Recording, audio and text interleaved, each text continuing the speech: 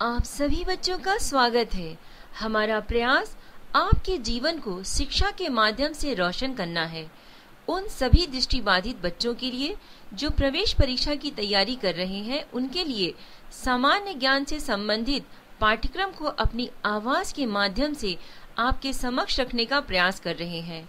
बच्चों, जो काम पूरी निष्ठा से करो, अविश्वास के जहर को कभी पास में फटकने मत दो। निष्ठा और विश्वास मनुष्य की नीति को बदल देते हैं। तो बच्चों, आज आपके लिए सामान्य ज्ञान के अंतर्गत भूगोल से जुड़े हुए कुछ साक्ष्य। भारत का भूगोल, इसके अंतर्गत सामान्य जानकारी। भारत का क्षेत्रफल 32,87,263 वर्ग किलोमीटर है। क्षेत्रफल के दृष्टिकोण से भारत विश्व का 7वां सबसे बड़ा देश है, जबकि जनसंख्या के दृष्टिकोण से यह विश्व का दूसरा सबसे बड़ा देश है। क्षेत्रफल की दृष्टि से भारत से बड़े 6 देश हैं: रूस, कनाडा, चीन, संयुक्त राज्य अमेरिका, ब्राजील एवं ऑस्ट्रेलिया। भारत का क्षेत्रफल संपूर्ण विश्व के क्षेत्रफल का 2.42% है, जबकि इसकी जनसंख्या संपूर्ण विश्व की जनसंख्या का 16.7% है।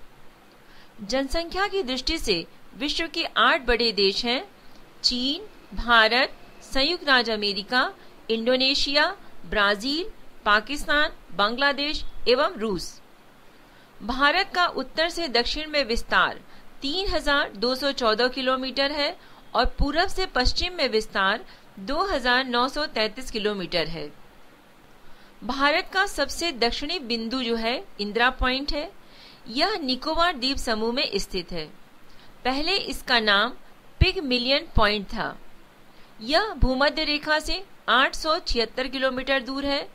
भारत का सबसे उत्तरी बिंदु इंदिरा कॉल जम्मू कश्मीर राज्य में है। कोलाबा पॉइंट मुंबई में है। पॉइंट कालीमेरे तमिलनाडु में है एवं पॉइंट पेड्रो जाफना यानी श्रीलंका के उत्तर पूर्व में स्थित है। भारत एवं चीन की सीमा को मैकमोहन रेखा कहते हैं। यह रेखा 1914 ईस्वी में शिमला में निर्धारित की गई थी। इसकी उत्तरी पूर्वी सीमा की लंबाई 4,224 किलोमीटर है। भारत और अफगानिस्तान के बीच डुरंड रेखा है, जो 1896 में सर डुरंड द्वारा निर्धारित की गई थी।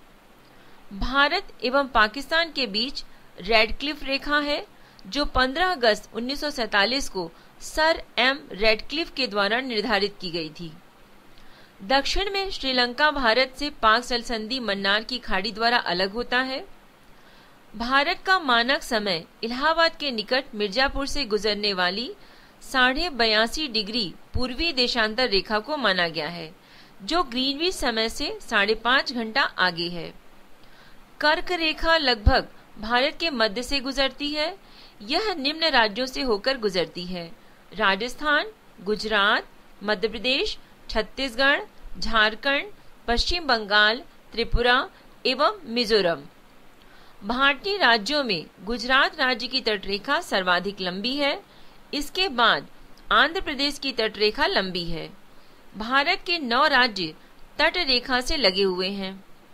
पाकिस्तान और भारत की सीमा को स्पर्श करने वाले भारतीय राज्य हैं जम्मू कश्मीर, पंजाब, राजस्थान तथा गुजरात।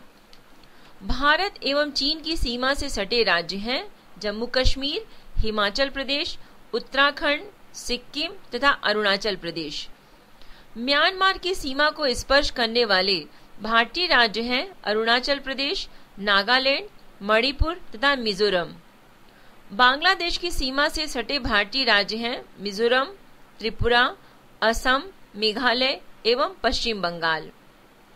पूर्वोत्तर भारतीय राज्यों में नागालैंड, मणिपुर, अरुणाचल एवं सिक्किम की सीमाएं बांग्लादेश से नहीं मिलती हैं। जोजिला दर्रे का निर्माण सिंधु नदी द्वारा, शिवकिला का निर्माण सतलुज नदी द्वारा एवं जलपला का निर्माण तीस्ता नदी द्वारा हुआ है। जम्मू कश्मीर के लद्दाख क्षेत्र में स्थित काराकोरम दर्रा का भारत का सबसे ऊंचा दर्रा है। यहाँ से चीन को जाने वाली एक सड़क बनाई गई है। बुर्जिल दर्रा श्रीनगर से गिलगित को जोड़ता है। बनिहाल दर्रे से जम्मू से श्रीनगर जाने का मार्ग गुजरता है। जवाहर सुरंग भी इसी में स्थित है। शिव किला दर्रा शिमला से तिब्बत को जोड़ता है। 3 अर्धचंद्राकार समुद्र तट कन्याकुमारी से मिलते हैं। भारत का भौतिक स्वरूप। देश के कुल क्षेत्रफल के 10.7% भाग पर उच्च पर्वत श्रेणियां हैं, जिनकी ऊंचाई समुद्र तल से 2135 मीटर या उससे अधिक है।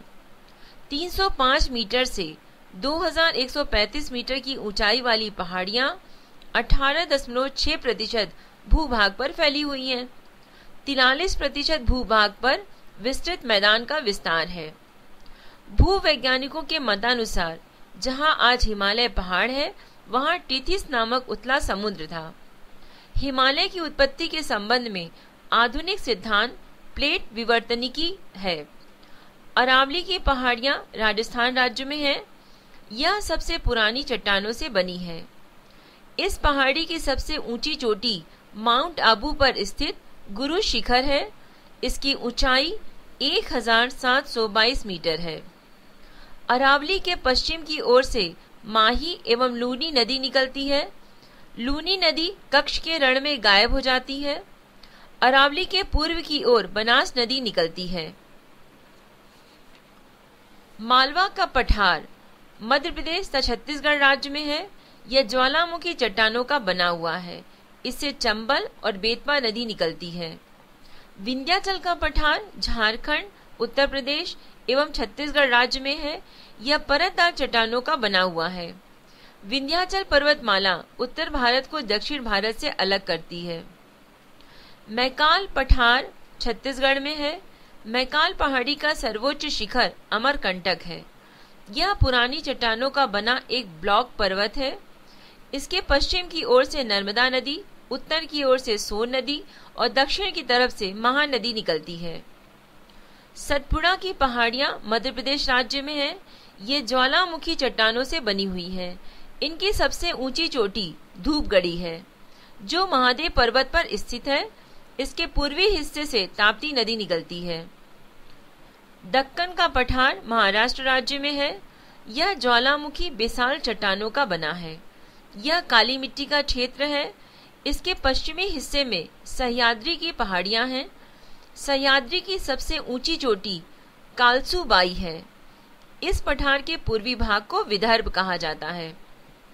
धारवाड़ का पठार कर्नाटक राज्य में है। यह परिवर्तित चट्टानों से बना है। इस पठार के पश्चिम भाग में बाबा बुदन की पहाड़ी तथा ब्रह्मगिरी की पहाड़ी है। नीलगिरी की पहाड़ी तमिलनाडु में है, जो एक ब्लॉक पर्वत है। यह मुख्यतः चार्नोकाइट पठार से बना है। इसकी सबसे ऊंची चोटी डोडा बेट्टा है, जो दक्षिण भारत की दूसरी सबसे ऊंची चोटी है। उटंगमठ इसी पहाड़ी पर स्थित है। तमिलनाडु राज्य में नीलगिरी के दक्षिण भाग में पाल घाट है। पाल घाट गैप पश्चिम एवं पूर्वी घाट का मिलन स्थल है, अर्थात पूर्वी घाट एवं पश्चिमी मिलन स्थल पर नीलगिरी की पहाड़ियां स्थित हैं। दक्षिण भारत की सबसे ऊंची चोटी अनेमुदी है, जिसकी ऊंचाई 2696 मीटर है। यह अन्नामलाई की पहाड़ी पर स्थित है। आंध्र प्रदेश और उड़ीसा के तटीय भाग में महेंद्रगिरी की पहाड़ी है। भारत के पूर्वी समुद्री तट को निम्न भागों में बांटा गया है। कन्याकुमारी से कृष्णा डेल्टा, कोरोमंडल तट, कृष्णा डेल्टा से गोदावरी डेल्टा तक का गोलकुंडा तट एवं गोदावरी डेल्टा से लेकर उत्तरी तटीय भाग को उत्तरी सरकार तट कहा जाता है। भारत के पूर्वी तट पर स्थित प्रमुख बंदरगाह पारादीप उड़ीसा में है। कोलकाता पश्चिम बंगाल में है। विशाखापट्टनम आंध्र प्रदेश में है। चेन्नई, तूतीकोरिन एवं एन्नोर तमिलनाडु में है। विशाखापत्तनम बंदरगाह डॉल्फिन नोज पहाड़ी के पीछे सुरक्षित है। भारत के पश्चिमी तट को निम्न भागों में बांटा गया है। पहला, गुजरात से गोवा तक का तटीय क्षेत्र कोंकण तट कहलाता है। दूसरा, गोवा से कर्नाटक के मैंगलोर तक का तटीय क्षेत्र केनरा तट कहलाता है। मंगोल से कन्याकुमारी तक का तटीय क्षेत्र मालाबार तट कहलाता है। मालाबार तट पर अनेक पश्चजल हैं जिसे स्थानीय भाषा में कयाल कहते हैं। भारत में 2 द्वीप समूह हैं, अंडमान निकोबार द्वीप समूह और लक्षद्वीप समूह। अंडमान निकोबार द्वीप समूह बंगाल की खाड़ी में स्थित है। इसमें करीब 247 छोटे छोटे द्वीप हैं। निकोबार में 19 द्वीप हैं। ये द्वीप वास्तव में समुद्र में डूबे हुए पर्वत के शिखर हैं। लैंडफॉल द्वीप अंडमान निकोबार द्वीप समूह का सबसे उत्तरी द्वीप है। कोको जलमार्ग इसे म्यांमार के कोको द्वीप से अलग करता है, जहां चीन ने निगरानी तंत्र लगाया हुआ है। अंडमान निकोबार द्वीप समूह की सबसे ऊंची पर्वत चोटी सैडल पीक है। माउंट हेरियट दक्षिण अंडमान में तथा माउंट लुथियर निकोबार द्वीप समूह में स्थित है। केंद्र शासित प्रदेश का सबसे बड़ा बंदरगाह पोर्ट ब्लेयर दक्षिण अंडमान में है। नेल्लोर के निकट श्रीहरिकोटा प्रवाल निर्मित द्वीप पुलिकट झील इसी द्वीप द्वारा समुद्र से विलग है। लक्षद्वीप समूह अरब सागर में स्थित है। इसमें कुछ 36 द्वीप हैं। इसमें केवल 10 द्वीप पर ही आबादी है। आउंड्रेट लक्षद्वीप का सबसे बड़ा द्वीप है। पिटली द्वीप जहां मनुष्य का निवास नहीं है, वहां एक पक्षी अभ्यारण्य है। पंबन द्वीप मन्नार की खाड़ी में स्थित है। भारत में बैरन तथा नारकोडम नामक 2 प्रसिद्ध ज्वालामुखी द्वीप हैं। बैरन द्वीप अंडमान तथा निकोबार द्वीप समूह में है, एक सक्रिय ज्वालामुखी है, जबकि नारकोंडम 2 सुषुप्त ज्वालामुखी है। भारत की नदियां उत्तराखंड के उत्तरकाशी जिले में 3900 मीटर की ऊंचाई पर गोमुख के निकट गंगोत्री हिमानी गंगा का उद्गम स्रोत है। यहाँ इसे भागीरथी कहते हैं। अलकनंदा का उद्गम स्रोत बद्रीनाथ के ऊपर संतोषपथ हिमानी में है। गंगा नदी का नाम गंगा देवप्रयाग के बाद पड़ता है, जहाँ अलकनंदा एवं भागीरथी आपस में मिलती हैं। गंगा हरिद्वार के निकट मैदानी भाग में प्रवेश करती है। गंगा नदी बांग्लादेश में पद्मा के नाम से बहती है।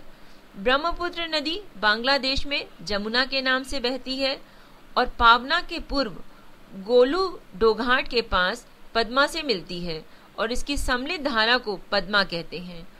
आगे बहती हुई जब यह नदी चांदपुर के उत्तर पहुंचती है तो मेघना इससे आकर मिलती है। तब यह मेघना के नाम से बहती हुई कई जल वितरकाओं में भटकती हुई समुद्र में मिल जाती है। सिंधु भारत में केवल जम्मू एवं कश्मीर राज्य से होकर बहती है। भारत एवं पाकिस्तान सिंधु जल समझौता संधि के अनुसार भारत इस नदी प्रक्रम के संपूर्ण जल का केवल 20% जल उपयोग कर सकता है। प्रायद्वीपीय नदियों का लंबाई के अनुसार घटनाक्रम गोदावरी, कृष्णा, नर्मदा, महानदी, कावेरी एवं ताप्ती है। प्रायद्वीपीय नदियों का उत्तर से दक्षिण की ओर का क्रम है महानदी, गोदावरी, कृष्णा, पेन्नार, कोवारी एवं बेग्गाई। भारत की प्रमुख झीलें। भारत की सबसे बड़ी झील है चिल्का झील, जो उड़ीसा में है और खारे पानी के लिए एक लैगून झील है। ये नौसेना का प्रशिक्षण केंद्र भी है। भारत में सबसे बड़े मीठे पानी की झील है वुलर झील, जो जम्मू कश्मीर में स्थित है। भारत की सबसे बड़ी कृत्रिम झील गोविंद सागर झील पंजाब के रोपड़ जिले में सतलज नदी पर भाखड़ा नागल बांध से निर्मित हुआ है। बाल्सन पहाड़ियों से घिरे अभिकेंद्री अपवाह वाले विस्तृत समतल गर्त को बाल्सन कहते हैं। सांभर एवं डिडवाना थार मरुस्थल के पूर्वी सिरे पर खारे पानी की झील है। सांभर झील बाल्सन का, डिडवाना झील प्लाय का उदाहरण है। भारत में सबसे अधिक ऊंचाई पर स्थित झील है पंचपोखरी, जो कि उत्तराखंड में है। महाराष्ट्र के बुल्ढाना जिले में स्थित लोनार झील ज्वालामुखी उद्गार से बनी झील है। भारत के प्रमुख जल प्रपात जोग या गरसोपा जलप्रपात, जो शरावती नदी पर स्थित है। एन्ना जलप्रपात, जो कि नर्मदा नदी पर स्थित है। शिव समुद्रम कावेरी नदी पर स्थित है। गोकक जलप्रपात गोकक नदी पर है। पायकारा जलप्रपात नीलगिरी क्षेत्र में है। भारत की जलवायु।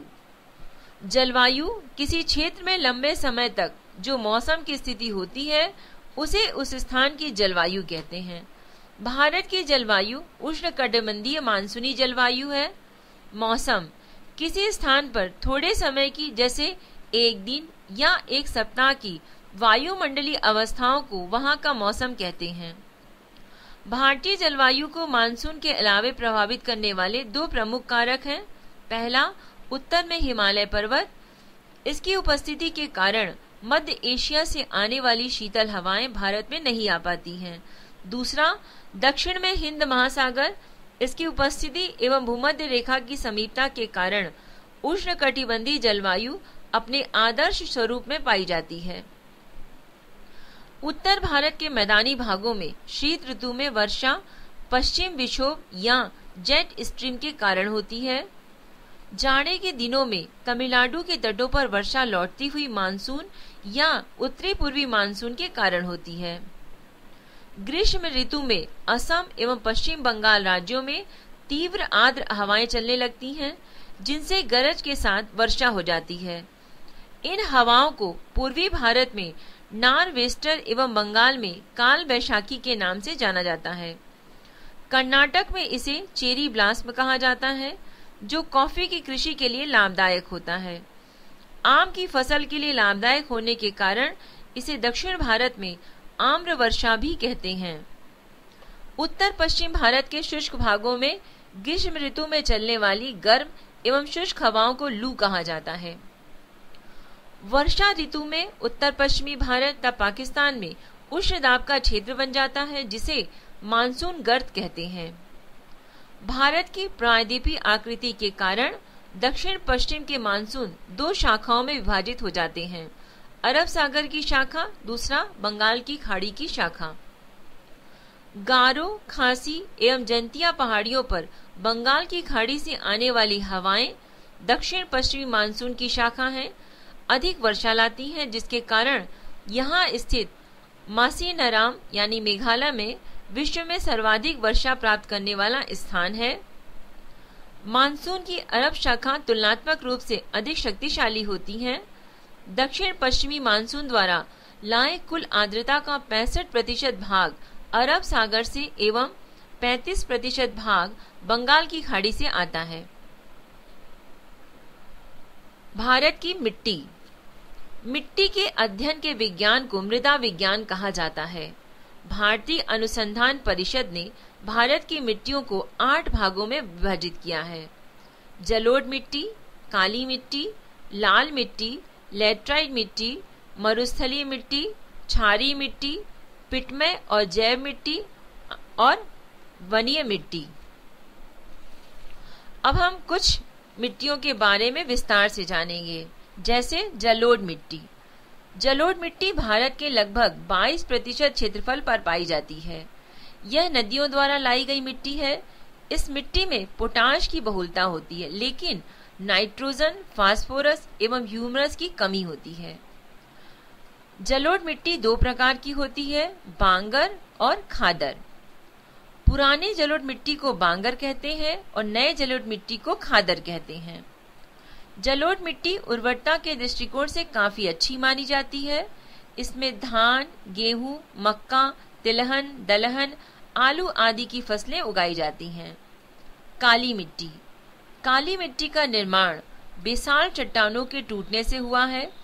इसमें आयरन, चूना, एल्यूमिनियम एवं मैग्नीशियम की बहुलता होती है। इस मिट्टी का काला रंग टिटेनीफेरस, मैग्नेटाइट एवं जीवाश्म की उपस्थिति के कारण होता है। इस मिट्टी को रेगुर मिट्टी के नाम से भी जाना जाता है। कपास की खेती के लिए यह सर्वाधिक उपयुक्त होती है, अतः इसे काली कपास की मिट्टी भी कहा जाता है। अन्य फसलों में गेहूं, ज्वार, बाजरा आदि को उगाया जाता है। भारत में काली मिट्टी गुजरात, महाराष्ट्र, मध्य प्रदेश के पश्चिमी क्षेत्र, उड़ीसा के दक्षिणी क्षेत्र, कर्नाटक के उत्तरी जिला, आंध्र प्रदेश के दक्षिणी एवं समुद्र तटीय क्षेत्र, तमिलनाडु के सलेम, रामानाथपुरम, कोयम्बटूर तथा तिरुनेलवेली जिलों एवं राजस्थान के बूंदी एवं टोंक जिलों में पाई जाती है। लाल मिट्टी। लाल मिट्टी का निर्माण जलवायिक परिवर्तनों के परिणाम स्वरूप रवेदार एवं कायांतरित शैलों के विघटन एवं वियोजन में होता है। इस मिट्टी में सिलिका एवं आयरन की बहुलता होती है। लाल मिट्टी का लाल रंग लौह ऑक्साइड की उपस्थिति के कारण होता है, लेकिन जल योजित रूप में यह पीली दिखाई पड़ती है। लाल मिट्टी अम्लीय प्रकृति की मिट्टी होती है। इसमें नाइट्रोजन, फास्फोरस एवं ह्यूमस की कमी होती है। यह मिट्टी प्रायः उर्वरता विहीन बंजर भूमि के रूप में पाई जाती है। लाल मिट्टी में कपास, गेहूं, दालें तथा मोटे अनाजों की कृषि की जा सकती है। भारत में लाल मिट्टी आंध्र प्रदेश, मध्य प्रदेश के पूर्वी भाग, छोटा नागपुर के पठारी क्षेत्र, पश्चिम बंगाल के उत्तरी पश्चिमी जिलों, मेघालय की गारो, खासी एवं जंतिया पहाड़ियों पर पाई जाती है। चूना का इस्तेमाल कर लाल मिट्टी की उर्वरता को बढ़ाया जा सकता है। लैटराइट मिट्टी। लैटराइट मिट्टी का निर्माण मानसूनी जलवायु की आर्द्रता एवं शुष्कता के क्रमिक परिवर्तन के परिणाम स्वरूप उत्पन्न विशिष्ट परिस्थितियों में होता है। इसमें आयरन एवं सिलिका की बहुलता होती है। शैलों के टूट फूट से निर्मित होने वाली इस मिट्टी को गहरी लाल लैटराइट, सफेद लैटराइट तथा भूमिगत जलवायु लैटराइट के रूप में वर्गीकृत किया जाता है। लैटराइट मिट्टी चाय की खेती के लिए सर्वाधिक उपयुक्त होती है। भारत में होने वाली कृषि। भारत के कुल क्षेत्रफल का लगभग 51% भाग पर कृषि, 4% भूभाग पर चारागाह और लगभग 21% भूमि पर वन एवं 24% भूमि पर बंजरता बिना उपयोग की है। विश्व में चावल उत्पादन में चीन के बाद भारत का दूसरा स्थान है। भारत में खाद्यान्नों के अंतर्गत आने वाले कुल क्षेत्र के 47% भाग पर चावल की खेती की जाती है। विश्व में गेहूं उत्पादन में चीन के बाद भारत का दूसरा स्थान है। देश की कुल कृषि योग्य भूमि के लगभग 15% भाग पर गेहूं की खेती की जाती है। देश में गेहूं के उत्पादन में उत्तर प्रदेश का प्रथम स्थान है, जबकि प्रति हेक्टेयर उत्पादन में पंजाब का स्थान प्रथम है। हरित क्रांति का सबसे अधिक प्रभाव गेहूं और चावल की कृषि पर पड़ा, परंतु चावल की तुलना में गेहूं के उत्पादन में अधिक वृद्धि हुई। भारत में हरित क्रांति लाने का श्रेय डॉक्टर M.S. स्वामीनाथन को जाता है। भारत में हरित क्रांति की शुरुआत 1967 से हुई थी। प्रथम हरित क्रांति के बाद 1983 में द्वितीय हरित क्रांति की शुरुआत हुई, जिसमें अधिक अनाज उत्पादन, निवेश एवं कृषकों को दी जाने वाली सेवाओं का विस्तार हुआ। तिलहन प्रौद्योगिकी मिशन की स्थापना 1986 में हुई थी। भारत विश्व में उर्वरकों का तीसरा सबसे बड़ा उत्पादक और उपभोक्ता देश है। पोटेशियम उर्वरक का पूरी तरह आयात किया जाता है। आम, केला, चीकू, खट्टे नींबू, काजू, नारियल, काली मिर्च, अदरक, हल्दी के उत्पादन में भारत का स्थान विश्व में पहला है। फलों एवं सब्जियों के उत्पादन में भारत का स्थान विश्व में दूसरा है। प्रथम स्थान चीन का है। भारत की खेती को 3 भागों में बांटा गया है: रबी की फसल, खरीफ की फसल और गर्मा फसल। रबी की फसल अक्टूबर-नवंबर में बोई जाती है और मार्च-अप्रैल में काटी जाती है। इसकी मुख्य फसलें हैं गेहूं, जौ, चना, मटर, सरसों, आलू, राई आदि। खरीफ की फसल जून-जुलाई में बोई जाती है और नवंबर-सितंबर में काटी जाती है। इसकी मुख्य फसलें हैं धान, गन्ना, तिलहन, ज्वार, बाजरा, मक्का, अरहर आदि। फिर है गर्मा फसल। यह मई-जून में बोई जाती है और जुलाई-अगस्त में काट दी जाती है। इसकी मुख्य फसल है राई, मक्का, ज्वार, जूट और महुआ। भारत में सिंचाई के साधन। भारत में सिंचाई परियोजना को 3 भागों में विभाजित किया गया है: बृहद सिंचाई परियोजना, मध्यम सिंचाई परियोजना एवं लघु सिंचाई परियोजना। बृहत सिंचाई परियोजना के अंतर्गत वे परियोजनाएं सम्मिलित की जाती हैं जिसके अंतर्गत 10,000 हेक्टेयर से अधिक कृषि योग्य भूमि हो। मध्यम सिंचाई परियोजना के अंतर्गत वे परियोजनाएं सम्मिलित की जाती हैं जिसके अंतर्गत 2,000 से 10,000 हेक्टेयर कृषि भूमि योग्य हो। लघु सिंचाई परियोजना के अंतर्गत वे परियोजनाएं सम्मिलित की जाती हैं जिनके अंतर्गत 2,000 हेक्टेयर से कम कृषि योग्य भूमि हो। वर्तमान समय में भारत की कुल सिंचित क्षेत्र का 37% बड़ी एवं मध्य सिंचाई परियोजना के अधीन तथा 63 छोटी सिंचाई योजनाओं के अधीन है। विश्व का सर्वाधिक सिंचित क्षेत्र चीन है जो कि 21% में है। विश्व का दूसरा सर्वाधिक सिंचित क्षेत्र भारत है। भारत में शुद्ध बोए गए क्षेत्र के लगभग 33% भाग पर सिंचाई की सुविधा उपलब्ध है। वर्तमान समय कुआं और नलकूप भारत में सिंचाई का प्रमुख साधन है। प्रायद्वीप भारत में सिंचाई का प्रमुख साधन तालाब है। तालाब द्वारा सर्वाधिक सिंचाई तमिलनाडु राज्य में की जाती है। भारत के खनिज संसाधन। भारत में खनिजों के सर्वेक्षण एवं विकास के लिए जियोलॉजिकल सर्वे ऑफ इंडिया जिसका मुख्यालय कोलकाता में है तथा भारतीय खान ब्यूरो जिसका मुख्यालय नागपुर में है जिम्मेदार है। लौह अयस्क उड़ीसा, झारखंड, छत्तीसगढ़, रायपुर, बिलासपुर, मध्य प्रदेश, कर्नाटक, चिकमगलूर आदि राज्यों में पाया जाता है। मैग्नीज झारखंड, महाराष्ट्र, उड़ीसा, आंध्र प्रदेश, राजस्थान आदि राज्यों में मिलता है। कोयला झारखंड, धनबाद, सिंहबुड़ी और गिरिडीह में, छत्तीसगढ़, उड़ीसा, आंध्र प्रदेश, मेघालय, जम्मू कश्मीर, नागालैंड आदि में प्राप्त होता है। तांबा झारखंड, राजस्थान, भीलवाड़ा, महाराष्ट्र, कर्नाटक, मध्य प्रदेश, आंध्र प्रदेश। बॉक्साइट उड़ीसा, झारखंड, महाराष्ट्र, आंध्र प्रदेश तथा राजस्थान में पाया जाता है। अभ्रक झारखंड, गुजरात, मध्य प्रदेश, छत्तीसगढ़, राजस्थान आदि राज्यों में प्राप्त होता है। सोना कर्नाटक में, आंध्र प्रदेश, तमिलनाडु एवं झारखंड में। जस्ता राजस्थान में, उड़ीसा में, जम्मू कश्मीर में पाया जाता है। पेट्रोलियम असम, गुजरात, महाराष्ट्र आदि में पेट्रोलियम का उत्पादन है। भारत के उद्योग। लौह इस्पात उद्योग। देश में पहला लौह इस्पात कारखाना 1874 में कुल्टी जो कि पश्चिम बंगाल में है नामक स्थान पर बराकर लौह कंपनी के रूप में स्थापित किया गया था। देश में सबसे पहला बड़े पैमाने का कारखाना 1907 में तत्कालीन बिहार राज्य में स्वर्ण रेखा नदी की घाटी में साक्षी नामक स्थान पर जमशेदजी टाटा द्वारा स्थापित किया गया था।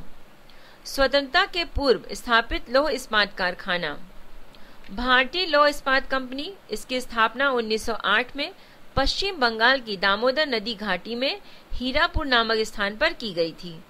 दूसरा Mysore iron and steel works, ये 1923 में मैसूर राज्य जो कि वर्तमान कर्नाटक में है के भद्रावती नामक स्थान पर स्थापित किया गया था। स्टील कॉर्पोरेशन ऑफ बंगाल, इसकी स्थापना 1937 में बर्नपुर जो कि पश्चिम बंगाल में है वहां पर की गई थी। इसे भारतीय लौह इस्पात कंपनी में मिला दिया गया है। स्वतंत्रता के पश्चात स्थापित लौह इस्पात कारखाना दूसरी पंचवर्षीय योजना में स्थापित कारखाना है भिलाई इस्पात संयंत्र। दूसरा हिंदुस्तान स्टील लिमिटेड राउरकेला में। तीसरा हिंदुस्तान स्टील लिमिटेड दुर्गापुर में।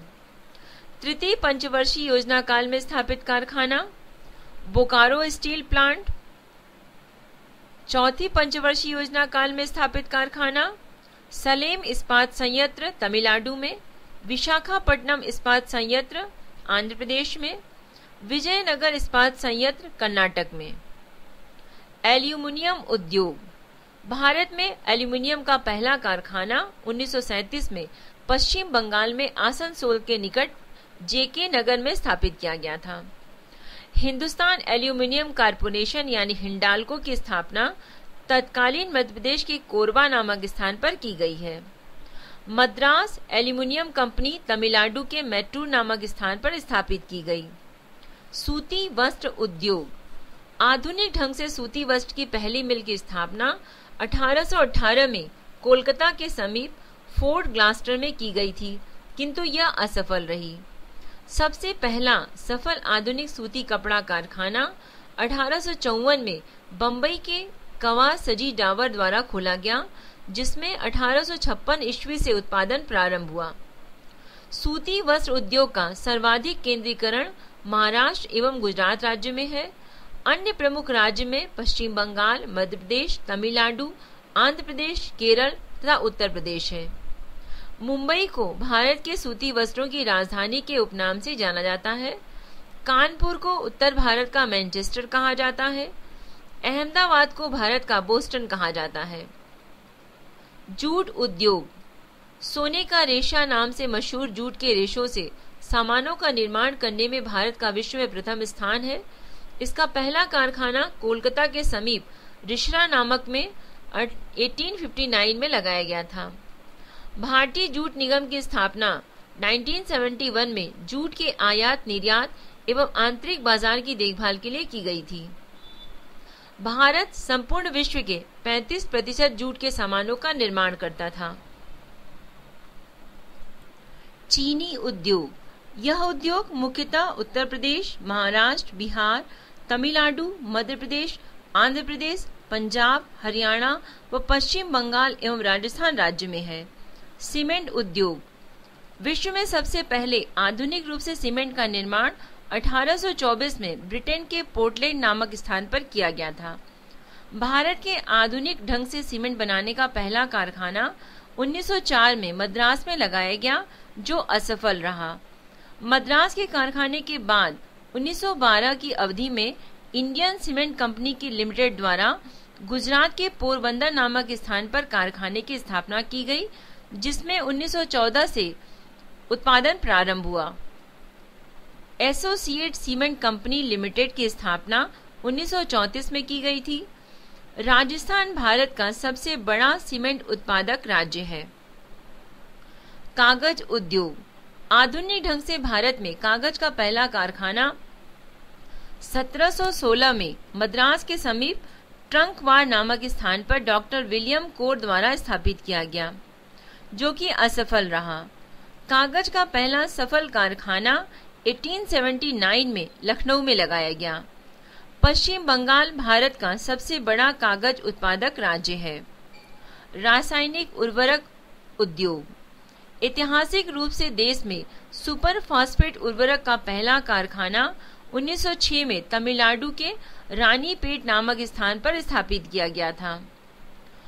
भारतीय उर्वरक निगम की स्थापना 1951 में की गई, जिसके तहत एशिया का सबसे बड़ा उर्वरक संयंत्र सिंदरी में स्थापित किया गया।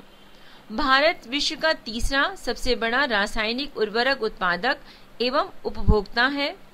भारत में नाइट्रोजनी उर्वरक की खपत सबसे अधिक है। जलयान निर्माण उद्योग। भारत में जलयान निर्माण का प्रथम कारखाना 1941 में सिंधिया स्टीम नेविगेशन कंपनी द्वारा विशाखापट्टनम में स्थापित किया गया था। 1952 में भारत सरकार द्वारा इसका अधिग्रहण करके हिंदुस्तान शिपयार्ड विशाखापट्टनम कर दिया गया। सार्वजनिक क्षेत्र की अन्य इकाइयां जो जलयानों का निर्माण करती हैं, गार्डेनरिच वर्कशॉप कोलकाता में, गोवा शिपयार्ड लिमिटेड गोवा में और मझगांव डाक लिमिटेड मुंबई में। वायुयान निर्माण उद्योग। भारत में वायुयान निर्माण का प्रथम कारखाना 1940 में बेंगलोर में हिंदुस्तान एयरक्राफ्ट कंपनी के नाम से स्थापित किया गया। कोरबा, नासिक, बैरकपुर, लखनऊ, हैदराबाद और कानपुर में एक एक इकाइयां वायुयान के निर्माण कार्य में संलग्न है। मोटर गाड़ी उद्योग। मोटर गाड़ी उद्योग को विकास उद्योग के नाम से भी जाना जाता है। इस उद्योग से संबंधित प्रमुख इकाइयां हैं हिंदुस्तान मोटर, जो कि कोलकाता में है, प्रीमियर ऑटोमोबाइल्स लिमिटेड मुंबई में है, अशोक लीलैंड चेन्नई में है, Tata engineering and locomotive company Jamshedpur में है, महिंद्रा एंड महिंद्रा लिमिटेड पुणे में है, मारुति उद्योग लिमिटेड गुड़गांव में है, सनराइज इंडस्ट्री बेंगलोर में है। शीशा उद्योग, भारत में शीशा उद्योग का केंद्रीकरण रेल की सुविधा वाले स्थानों में देखने से मिलता है। इस उद्योग का विकास मुख्य रूप से पश्चिम बंगाल, उत्तर प्रदेश, महाराष्ट्र एवं तमिलनाडु राज्य में है। रेल उपकरण उद्योग, भारत रेल के इंजनों, सवारी डिब्बों तथा माल ढोने वाले डिब्बों के निर्माण में पूर्णतः आत्मनिर्भर है। चितरंजन रेल के इंजन बनाने का सबसे पुराना कारखाना है। वर्तमान में वहां विद्युत इंजन का भी निर्माण हो रहा है। डीजल से चलने वाले इंजनों का निर्माण वाराणसी में होता है। रेल के डिब्बे बनाने का प्रमुख केंद्र चेन्नई के समीप पेरम्बूर नामक स्थान पर 1925 में स्थापित किया गया। इसके अन्य प्रमुख केंद्र बेंगलोर तथा कोलकाता हैं। पंजाब के कपूरथला में इंटीग्रल कोच फैक्ट्री की स्थापना की गई। बिजली के सामान भोपाल, हरिद्वार, हैदराबाद के निकट रामचंद्रपुरम, तिरुचिरापल्ली एवं कोलकाता में बनाए जाते हैं। टेलीफोन उद्योग, बेंगलोर एवं रूपनारायणपुर, कोलकाता में टेलीफोन उद्योग लगा हुआ है। ऊनी वस्त्र, भारत में ऊन की पहली मिल 1870 में कानपुर में स्थापित की गई, परंतु इस उद्योग का वास्तविक विकास 1950 के बाद हुआ। वर्तमान समय में ऊनी वस्त्र उद्योग मुख्य रूप से पंजाब, हरियाणा, उत्तर प्रदेश, महाराष्ट्र एवं गुजरात राज्यों में है, लेकिन पंजाब में लुधियाना, जालंधर और धारीवाल, अमृतसर महत्वपूर्ण केंद्र हैं। रेशम उद्योग, भारत एक ऐसा देश है जहां शहतूती, एरी, तसर एवं मूंगा सभी किस्मों की रेशम का उत्पादन होता है। भारत का 2/3 शहतूती रेशम कर्नाटक से प्राप्त होता है। गैर शहतूती रेशम मुख्यतः असम, बिहार और मध्य प्रदेश से प्राप्त होता है। चर्म उद्योग, भारत में चर्म उद्योग के प्रमुख केंद्र हैं कानपुर, आगरा, मुंबई, कोलकाता, पटना तथा बेंगलोर। कानपुर चर्म उद्योग का सबसे बड़ा केंद्र है। यह जूते बनाने के लिए प्रसिद्ध है। आगरा में चर्म उद्योग के लगभग 150 कारखाने हैं। भारत में परिवहन, भारत दुनिया की सबसे बड़ी सड़क प्रणाली वाले देशों में से एक है। देश में सड़कों की कुल लंबाई लगभग 33.2 लाख किलोमीटर है। राष्ट्रीय राजमार्ग हैं। राष्ट्रीय राजमार्ग क्रमांक 1 दिल्ली पाक सीमा तक, जिसकी लंबाई है 1226 किलोमीटर। राष्ट्रीय राजमार्ग द्वितीय दिल्ली से कोलकाता तक है। राष्ट्रीय राजमार्ग संख्या तृतीय आगरा से मुंबई तक है। राष्ट्रीय राजमार्ग संख्या 4 मुंबई से चेन्नई तक है। राष्ट्रीय राजमार्ग संख्या 5 कोलकाता से चेन्नई। राष्ट्रीय राजमार्ग 6 कोलकाता से मुंबई। राष्ट्रीय राजमार्ग संख्या 7 वाराणसी से कन्याकुमारी। राष्ट्रीय राजमार्ग संख्या 8 दिल्ली से जयपुर। भारत का सबसे लंबा राष्ट्रीय मार्ग 7 है, जो उत्तर प्रदेश में 128 किलोमीटर, मध्य प्रदेश में 504 और महाराष्ट्र में 223 किलोमीटर, आंध्र प्रदेश में 753 किलोमीटर, कर्नाटक में 125 किलोमीटर और तमिलनाडु में 627 किलोमीटर, यानी कुल किलोमीटर दूरी हुई 2369। राष्ट्रीय राजमार्ग संख्या 1 और 2 सम्मिलित रूप से ग्रांड ट्रंक रोड कहलाता है। राष्ट्रीय राजमार्ग संख्या 1A में जवार सुरंग स्थित है। यह राजमार्ग जालंधर से जम्मू एवं श्रीनगर होते हुए उरी तक जाता है। विश्व की सबसे ऊंची सड़क मनाली लेह राजमार्ग है। राष्ट्रीय राजमार्ग विकास कार्यक्रम के अंतर्गत बनने वाली उत्तर दक्षिण गलियारा से श्रीनगर को कन्याकुमारी से तथा पूर्व पश्चिम गलियारा से सिलचर को पोरबंदर से जोड़ा जाएगा। भारत का कुल राज्यों में सड़कों की लंबाई है।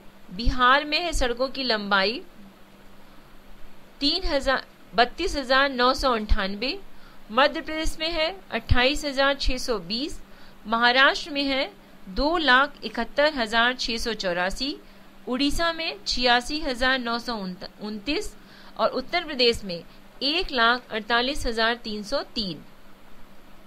भारत में सबसे अधिक सड़कों वाला राज्य है महाराष्ट्र। भारत में सर्वाधिक पक्की सड़कों वाला राज्य भी महाराष्ट्र है। भारत में सर्वाधिक कच्ची सड़कों वाला राज्य उड़ीसा है।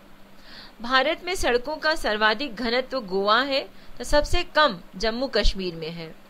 सड़क निर्माण क्षेत्र में निजी भागीदारी को बढ़ावा देने के लिए सरकार ने बनाओ, चलाओ और हस्तांतरित करो BOT की नीति अपनाई है।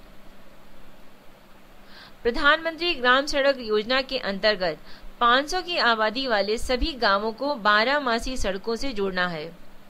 विश्व का सबसे ऊंचा सड़क मार्ग लेह श्रीनगर मार्ग है जो काराकोरम दर्रे को पार करता है। इसकी ऊंचाई लगभग 3450 मीटर है। एशिया का सबसे बड़ा रोप वे यानी रज्जू मार्ग गढ़वाल में जोशीमठ एवं औली को जोड़ता है जिसकी लंबाई 500 मीटर है। रेल परिवहन। भारतीय रेल एशिया की सबसे बड़ी तथा विश्व की दूसरी सबसे बड़ी रेल व्यवस्था है। भारत में सर्वप्रथम रेल व्यवस्था की शुरुआत अप्रैल 1853 में मुंबई से ठाणे के बीच प्रारंभ हुई थी।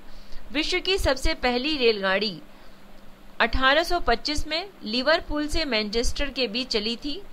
भारतीय रेलवे बोर्ड की स्थापना 1905 में की गई थी।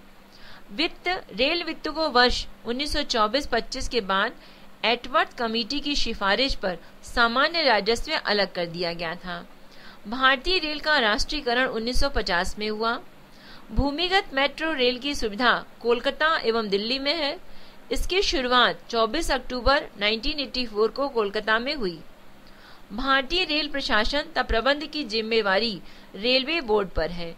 रेलवे को 16 मंडलों में बांटा गया है। प्रत्येक मंडल का प्रधान महाप्रबंधक होता है। देश की सबसे लंबी दूरी तय करने वाली रेलगाड़ी है हिमसागर एक्सप्रेस जो कन्याकुमारी से जम्मू तवी जाती है। विश्व का सबसे लंबा रेल मार्ग ट्रांस साइबेरियन रेल मार्ग है जो लेनिनग्राड से व्लादिवोस्टोक तक जाता है।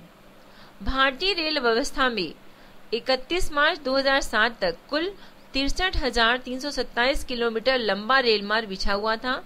इसका लगभग 28% भाग विद्युतीकृत है।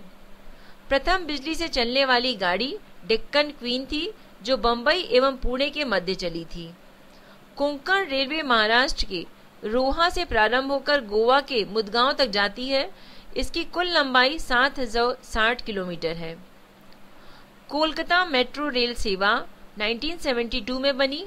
यह योजना 1975 में अमल में आई। दमदम से टालीगंज तथा भूमिगत रेल मार्ग की कुल लंबाई 16.45 किलोमीटर है। दिल्ली मेट्रो रेलवे यह परियोजना जापान व कोरिया की कंपनी के सहयोग से बनाई गई है। इसके अंतर्गत सबसे पहली रेल सेवा 25 दिसंबर 2002 को 30 हजारी से शाहदरा के बीच चलाया गया था। रेल इंजन निर्माण के कारखाने चितरंजन वाराणसी तथा भोपाल में स्थित है। सवारी डिब्बों का निर्माण चेन्नई के निकट है। कपूरथला, कोलकाता, बेंगलोर में किया जाता है। बच्चों, हेलन केलर ने कहा है, विश्वास वो शक्ति है जिससे उजड़ी हुई दुनिया में भी प्रकाश किया जा सकता है। तो बच्चों, जहाँ चाह है वहाँ राह है। आपके हौसले से आपकी राह आसान हो, यही शुभकामना है। हमारी संस्था क्लास 9 से स्नातक तक के बच्चों के लिए भी विषय संबंधी पाठ्यक्रम रिकॉर्ड करती है ताकि बच्चे उन्हें सुनकर ब्रेल लिपि में लिखकर उनका अध्ययन करें। हमसे संपर्क करने के लिए आप हमें मेल कर सकते हैं। हमारा मेल आईडी है voiceforblind@gmail.com। धन्यवाद।